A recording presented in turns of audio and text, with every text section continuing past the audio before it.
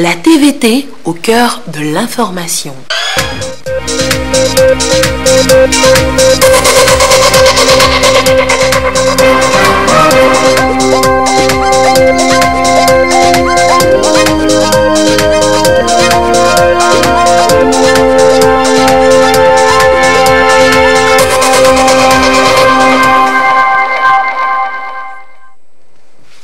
Mesdames, Messieurs, bonsoir et merci de nous rejoindre pour le journal que nous débutons à cette heure. Mondial oblige. Et voici les titres de cette édition. Ce mercredi, c'était les demi-finales à Pia et la finale à Bao.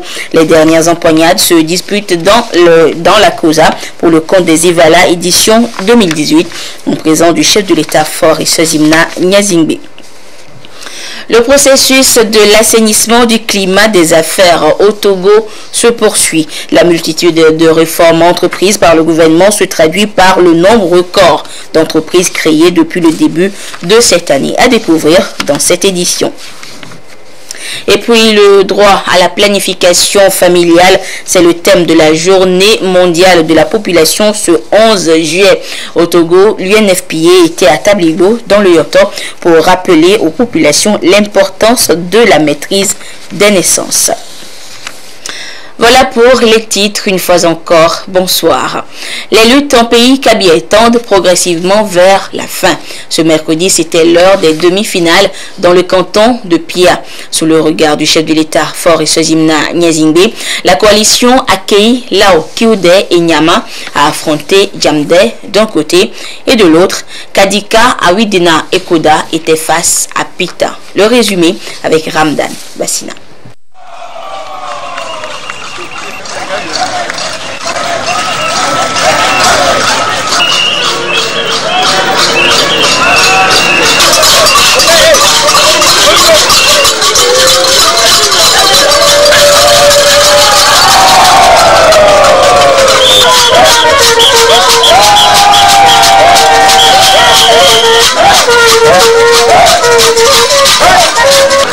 La première demi-finale qui se déroule ici sur le terrain de l'EPP central de Pia, mais aux prises, Tchamde face à la coalition accueillit Lao, Kioude, Nyama. Ici, la technique et la rapidité sont des moyens efficaces pour venir à bout de l'adversaire qui très souvent ne se laisse pas faire.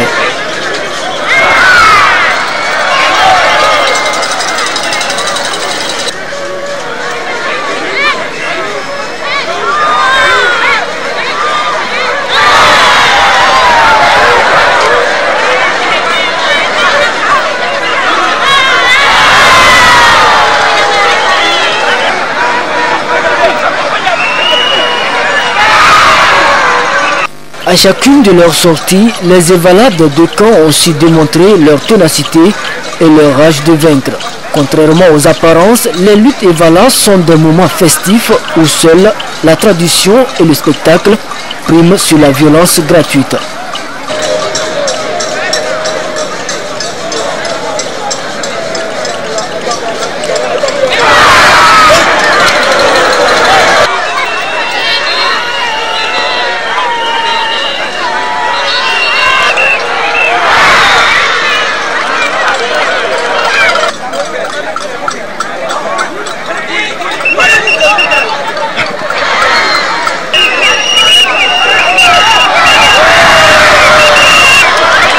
À la fin de cette première demi-finale, c'est la coalition accueillie Lao, Kioude, Nyama en blanc qui l'emporte.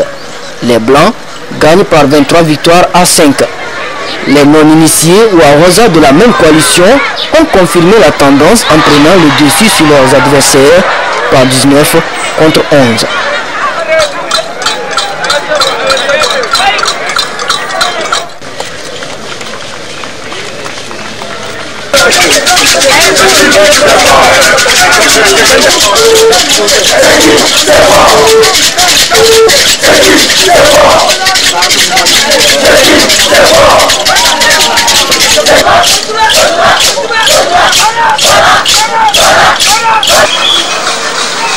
Sur le terrain du CG Kanyalada, la deuxième demi-finale a opposé Pita en blanc à la coalition Kadika Awidina Koda en rouge. d'intenses empoignades entre villages pour sélectionner les meilleurs pour la grande finale. Chaque évalu ou lutteur développe sa technique propre à lui, l'important étant de remporter les empoignades pour son honneur et celui des siens.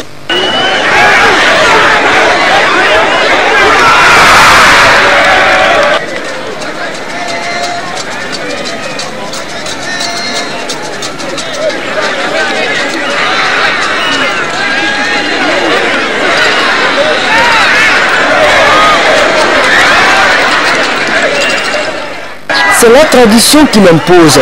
Tout jeune cabier âgé de moins de 18 ans doit se soumettre à ces rites initiatiques. Le but étant de lui permettre de passer de la classe des jeunes à celle des adultes mûrs, courageux et prêts à défendre sa communauté.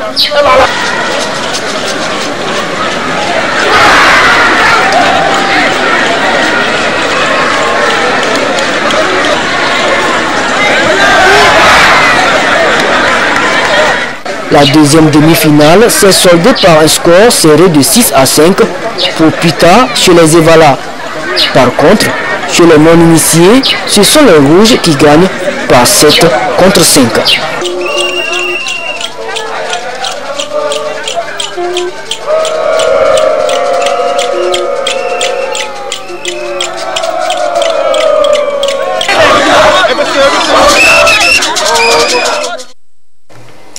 Et du côté de Bou, c'était les dernières empoignades pour le compte de cette année. Pour cette finale, la coalition Bou, Djamde, Bouro était face à la coalition de Tchouyou, Kolide, Piade et Waide, toujours en présence du chef de l'État fort et Swazimna Nyazingbe. Cette finale sur le commentaire de Nestor Mozo.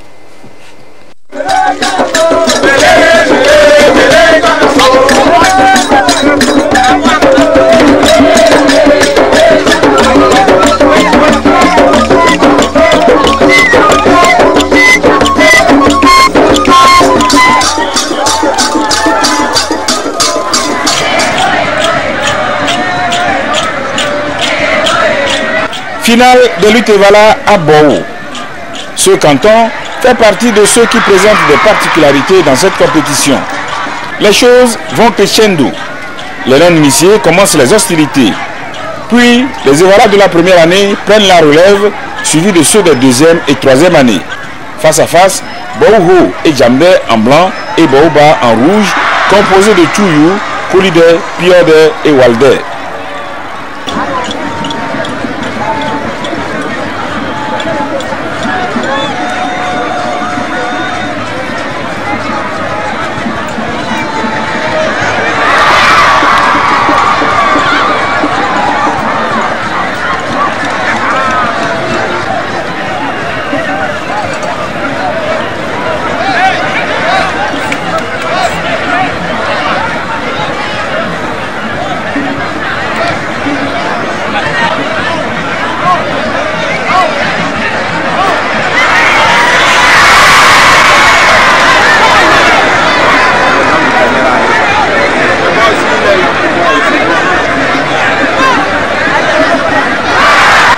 Dans le parcours du cabier, Evala constitue une étape charnière entre l'adolescence et la maturité.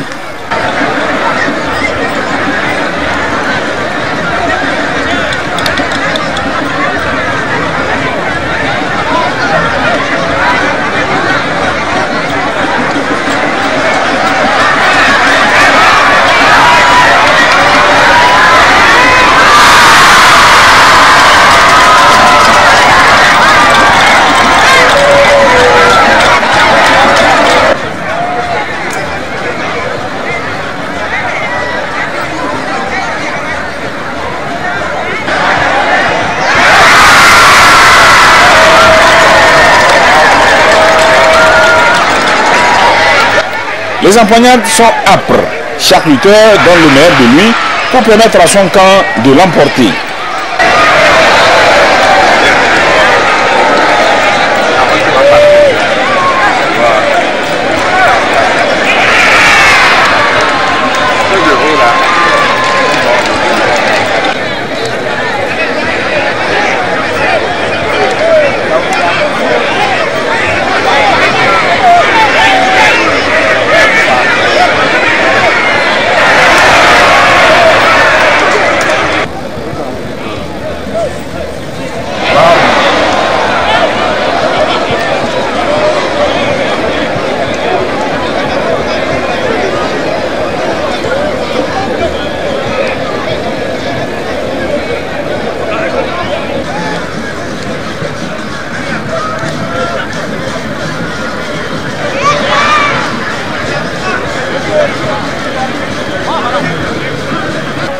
Bou, le moment le plus attendu est la confrontation des deux champions des deux camps pour déterminer le meilleur lutteur de l'année.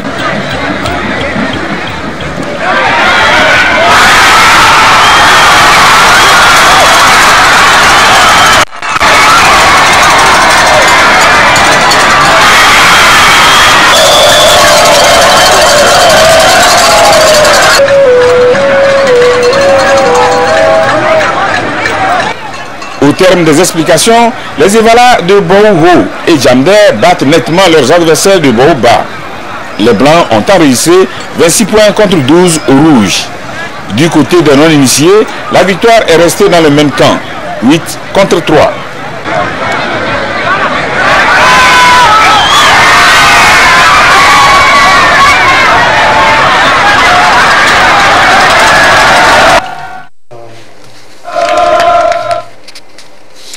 Et demain, ce sera la grande finale du côté de Pia. Et on connaîtra également les vainqueurs pour la finale de Sarakawa et Agbandi Yaka.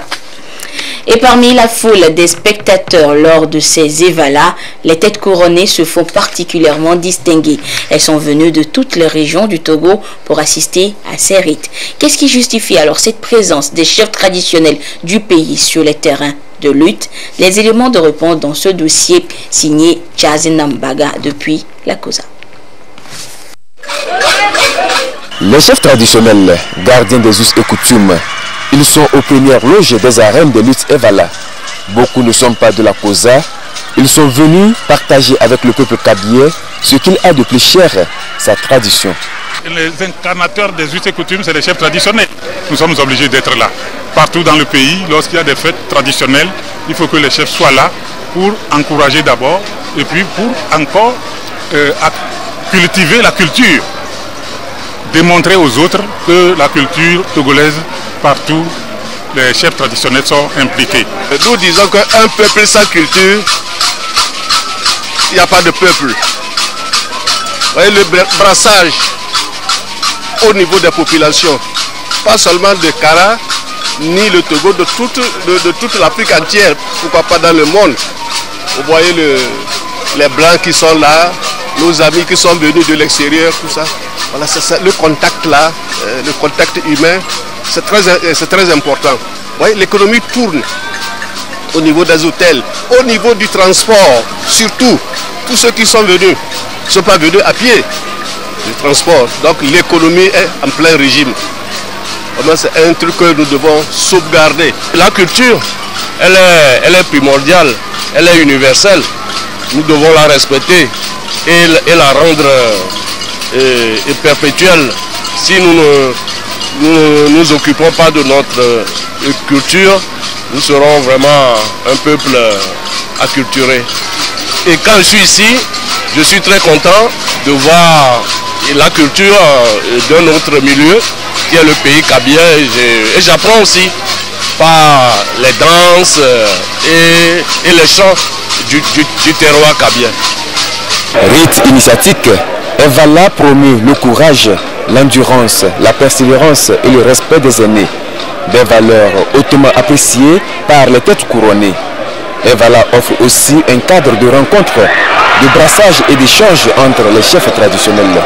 C'est le brassage culturel même qui nous incite à parler de cette cohésion. Et si je parle de cohésion, vous allez voir, je dirais que dans la fête Evala, c'est le Togo en miniature. Entre nous, les chefs cantons, je pense qu'on cause de ce qui se passe dans nos cantons. Quand vous apprenez ce qui s'est passé dans l'autre canton, c'est l'occasion de poser la question aux chefs cantons concernés pour s'informer.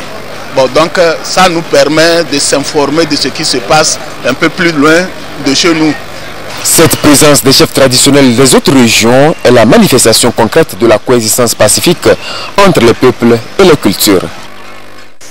Je vous le disais également au titre, le gouvernement togolais s'est engagé depuis quelques années à améliorer sensiblement le climat des affaires au Togo. Cet engagement s'est traduit par la mise en œuvre de toute une panoplie de réformes visant à faciliter les investissements nationaux et étrangers. Et ces réformes entreprises par l'État togolais sont saluées par les partenaires au développement. Et le premier semestre de cette année 2018 a vu croître le nombre d'entreprises. Près de 5500 nouvelles entreprises ont donc vu le jour sur le sol togolais, comme l'illustre si bien ce dossier de Joseph Amégan et Rachel Aouko. Les efforts des plus hautes autorités togolaises ont permis entre autres au Togo d'être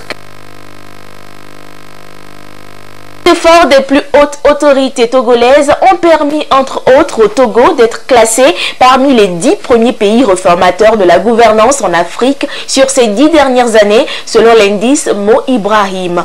Le Togo poursuit les réformes et la loi de finances et gestion 2018 a introduit de nouvelles actions telles que la suppression des droits d'enregistrement et droits de timbre, la libéralisation du capital social, l'exonération de la taxe professionnelle unique, la réduction des frais de publication, la suppression de la procédure relative au paiement au guichet de la BTCI. La dynamique des réformes s'est véritablement renforcée en matière de création d'entreprises, de transfert de propriété dans l'établissement du permis de construire, de l'exécution des contrats, du raccordement à l'électricité, du transfert de propriété et du traitement des demandes de remboursement de crédit TVA.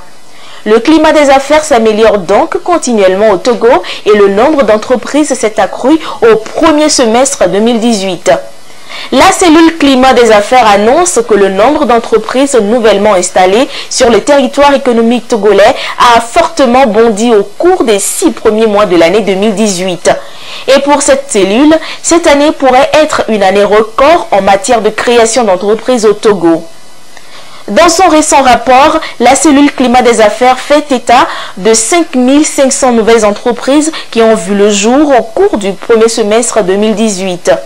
Ce chiffre est l'illustration parfaite des potentialités et des opportunités qu'offre l'économie togolaise en matière d'investissement et de création de valeur.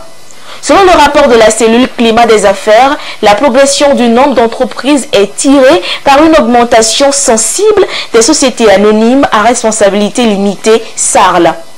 Au centre de formalité des entreprises, la coordination de la cellule climat des affaires fait ressortir qu'au premier semestre de cette année, le taux de création des sociétés anonymes à responsabilité limitée s'est dédoublé pour atteindre 102,8% avec 1308 nouvelles SARL contre 645 au cours des 6 premiers mois de l'année 2017. Ces résultats qui forcent l'admiration sont tributaires des réformes menées par le gouvernement et qui vont dans le sens de la bonne gouvernance et de l'assainissement du climat des affaires. Pour les entreprises, ces réformes sont un gain de trésorerie notable qui appelle à de nouvelles ambitions entrepreneuriales. Au-delà de la fiscalité, la cellule climat des affaires relève que la suppression des droits d'enregistrement et timbres ainsi que la réduction des procédures de paiement en ligne à 1000 francs CFA facilite l'implantation de nouvelles entreprises au Togo. Un climat des affaires assaini qui offre des facilités de création d'entreprises et une fois ces entreprises, surtout les PME-PMI mises sur pied, il leur faut gagner des marchés par le biais des appels d'offres, ce qui n'est possible que grâce au montage d'une offre compétitive. Et c'est ces stratégies justement qu'ont découvert les entrepreneurs au mercredi de l'entrepreneur de ce mois. Ulrich Améga et Christine Pechekialode. L'un des soucis des jeunes entrepreneurs est l'accès difficile au marché public. Une réponse a été donnée à cette préoccupation à travers la mesure de promotion des jeunes et femmes entrepreneurs qui voudraient que 20% au moins des marchés publics leur soient réservés. Pour les aider à tirer profit de cet accompagnement, l'Agence nationale de promotion et de garantie de financement des petites et moyennes entreprises, ANPGF, a consacré ce mercredi de l'entrepreneur aux aspects techniques de montage des dossiers d'appel d'offres et aux mesures d'accompagnement pour faciliter l'accès au financement. Il s'agit pour l'essentiel d'outiller les participants pour une meilleure maîtrise de l'environnement des marchés publics d'une part, mais spécifiquement sur les attitudes à adopter pour pouvoir élaborer une offre concurrentielle. Il faut leur dire d'abord déjà par rapport à la typologie des marchés, si on veut aller sur un marché, quelles sont les attitudes à adopter? Quelles sont les informations qu'on doit rechercher sur l'autorité contractante? Comment on doit connaître l'autorité contractante? Comment est-ce qu'on doit élaborer les offres? Comment est-ce qu'on doit déterminer le prix? Et par rapport aux difficultés qu'on peut rencontrer, quelles sont les possibilités qui existent pour pouvoir les lever? Pour ce 7e rendez-vous de l'année, les participants auront une idée claire sur les documents constitutifs d'une soumission, la structure du prix de l'offre et le respect des conditions de présentation des prix. La NPGF est soutenue dans cette démarche par plusieurs partenaires dont la Chambre de commerce et d'industrie du Togo. La problématique de l'inadéquation entre formation et emploi chez les jeunes pourra désormais trouver une solution. La méthodologie STED, sa particularité, l'anticipation des compétences dans les secteurs porteurs. Et depuis hier, les cadres et acteurs de la formation professionnelle et de l'éducation découvrent cette alternative avec les experts du BIT, le Bureau international du travail. Les précisions avec Sandra Aziagbe et Komu Poyode. Les exigences du marché de l'emploi de plus en plus évolutives. Les jeunes diplômés togolais confrontés aux difficultés d'employabilité faute d'adéquation emploi-formation. Le chômage et le sous-emploi sont de véritables défis à relever. Quelles mesures contre cette situation qui entrave la mise en œuvre du plan national de développement? La méthodologie STED, un outil d'anticipation des compétences pour le commerce et la diversification économique, constitue la stratégie adaptée. STED est basé sur la prospective et la méthodologie nous permet de regarder les compétences du présent mais aussi du futur et conduisent à des réponses qui seront données par rapport à le développement des formations que le pays a besoin pour éviter l'inadéquation entre l'offre et la demande de compétences. Le chômage s'explique à peu près à 17% par l'inadéquation formation-emploi. L'une des solutions, c'est de pouvoir anticiper secteur par secteur quelles sont les compétences dont le pays a besoin véritablement, et de donner le signal au système de formation et d'éducation pour préparer les gens de telle façon que, à la sortie, les gens ne passent pas trop de temps à se chercher. Bon, si on arrive donc à utiliser au mieux cet outil d'anticipation, d'ici quelques 5 ans, on aura moins de problèmes pour insérer les compétences. Et les entreprises, elles aussi, n'iront pas chercher les compétences ailleurs sur d'autres marchés. Pendant 4 jours, des cadres et acteurs de la formation professionnelle et de l'éducation vont échanger avec les experts du BIT sur cette nouvelle donne qui permettra d'insuffler un nouvel élan à la lutte contre le chômage. Et l'autre solution trouvée au chômage des jeunes, justement, est le volontariat. Et comme il est de coutume depuis 2 ans déjà, il sera organisé le concours du meilleur volontaire de l'année. Une initiative pour valoriser l'engagement de ces jeunes. Et cette année, c'est leur contribution à la réalisation des objectifs de développement durable, ODD, qui sera promu. Les précisions avec Sergine Raimondo et Rachel Aoko. Des jeunes volontaires seront encore récompensés cette année. Le concours national du meilleur volontaire est déjà lancé. Peut participer à ce concours tout volontaire sur l'ensemble du pays en règle avec la NVT et sa structure d'accueil. L'idée est d'encourager les meilleurs volontaires et susciter en eux plus d'engouement et d'ardeur au travail. Les volontaires font un travail extraordinaire sur le terrain de façon anonyme. Et le concours est une opportunité pour mettre en lumière ceux qui font leur contribution au quotidien pour aider les populations les plus vulnérables à sortir de la pauvreté.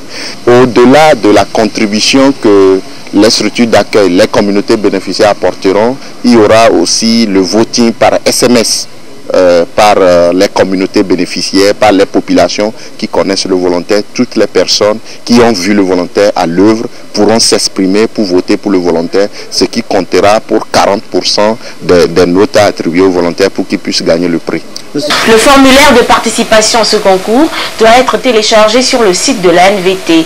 Plusieurs domaines sont pris en compte. C'est lancé d'aujourd'hui jusqu'au 10 août, un mois.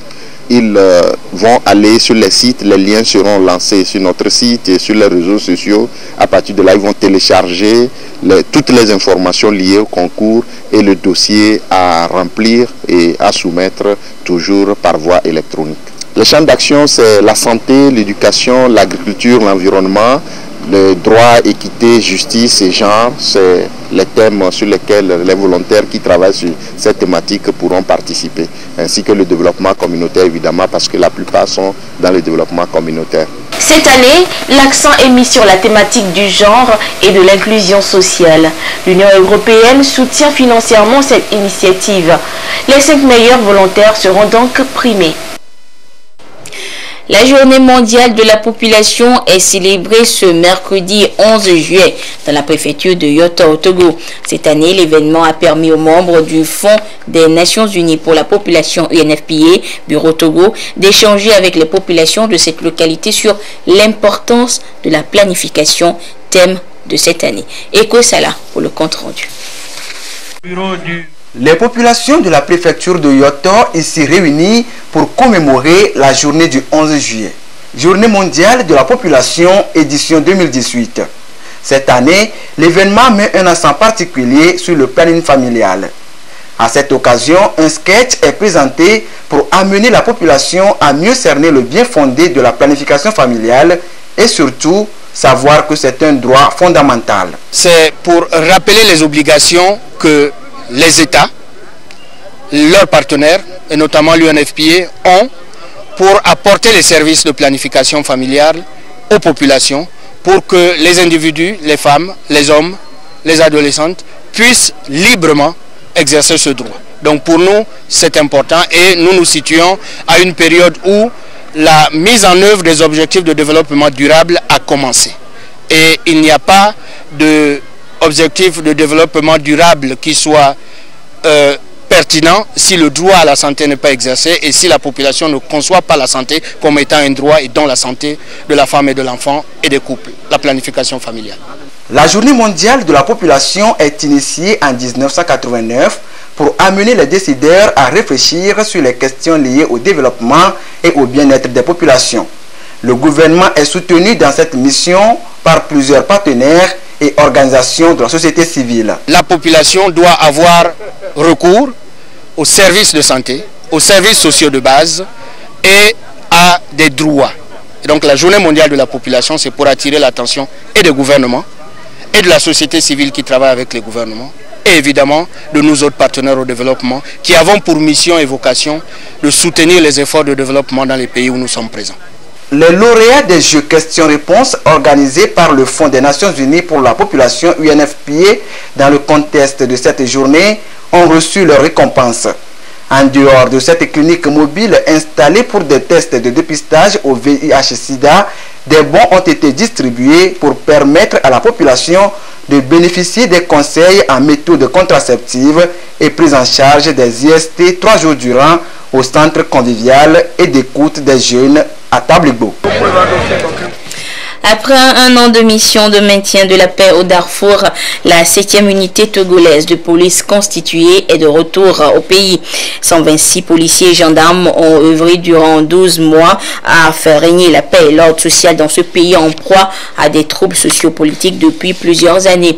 Et ces 126 des représentants togolais ont été accueillis ce matin à l'aéroport international Gnassingbé Yadema par le lieutenant-colonel Balakibawi Paka, représentant le ministre en charge de la sécurité. Le compte rendu avec Ferdinand Diassoa. Composé de 126 gendarmes et policiers dont 11 femmes, cette 7e unité de police constituée a regagné le pays ce jour après un an de mission au Darfour en terre soudanaise.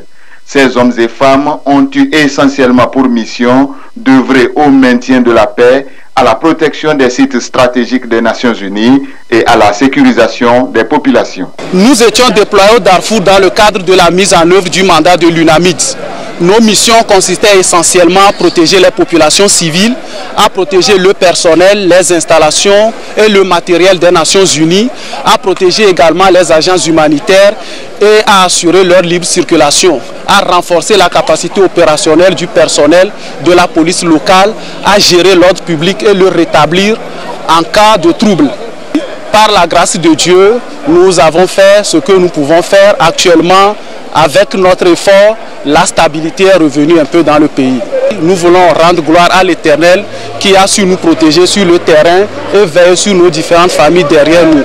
Nous saisissons l'occasion pour remercier la hiérarchie qui n'a ménagé aucun effort pour la mise à jour de nos moyens logistiques qui nous ont permis d'accomplir efficacement cette mission. Le lieutenant-colonel Balakibawi Kokupaka, représentant le ministre de la Sécurité et de la Protection civile, leur a souhaité la bienvenue et leur a transmis les félicitations du chef de l'État, chef des armées, pour la mission accomplie. En remplacement de cette 7e vague, la 8e unité de police constituée, composée quant à elle de 140 hommes et femmes, s'est également envolée ce jour pour un an de mission au Soudan, un pays où la paix et l'ordre social sont toujours menacés. Depuis samedi dernier, la COSA vit une ambiance de fête comme chaque année à cette période. Et la raison, nous la connaissons toutes, les luttes Evala. Événements culturels qui drainent les fils et filles du pays kabien, mais pas seulement. Les spectateurs et curieux viennent de tout le pays et même au-delà. Luc Assis nous fait vivre l'ambiance qui règne à quelques jours de la fin. La ville de Kara, au rythme des festivités, des rites Evala en pays kabien. Jeunes, hommes et femmes viennent des 4 coins du Togo et de la diaspora pour vivre cette ambiance inoubliable. Pour les uns, c'est une opportunité de découvrir la ville de Kara et de voir comment se déroule Evala. Et pour les autres, c'est une occasion de plus de faire du tourisme. C'est la première fois que moi je viens au début d'Evala. Mais c'est vraiment une ambiance particulière parce que nous sommes ici souvent, pas lors d'Evala, mais quand même le début de cet événement phare, de cette localité, montre qu'effectivement il y a un petit changement.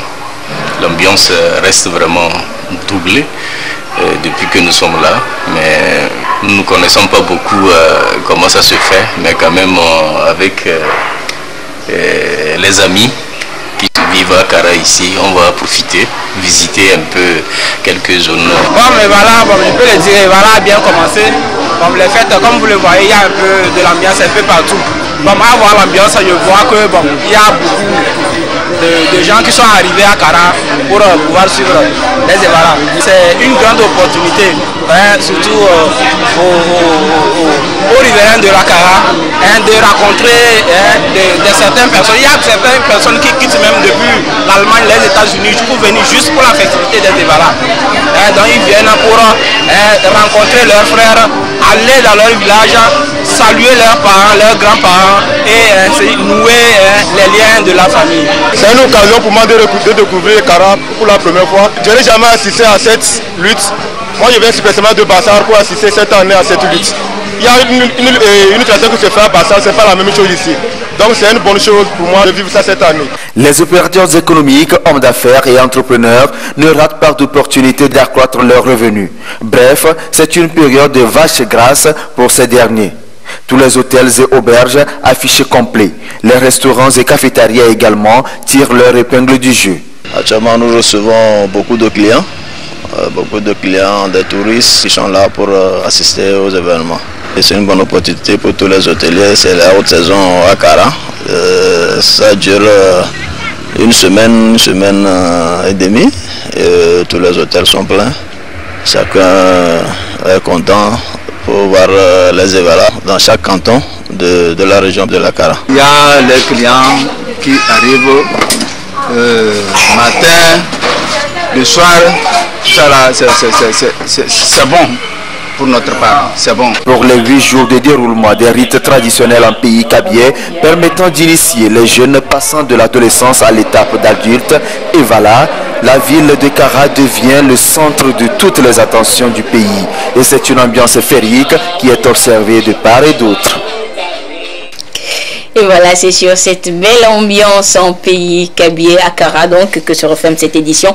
Merci de votre fidélité à la télévision togolaise et merci justement à tous ceux qui nous ont suivis du côté d'Adjingri et de Titibi en pays kabye. Au revoir.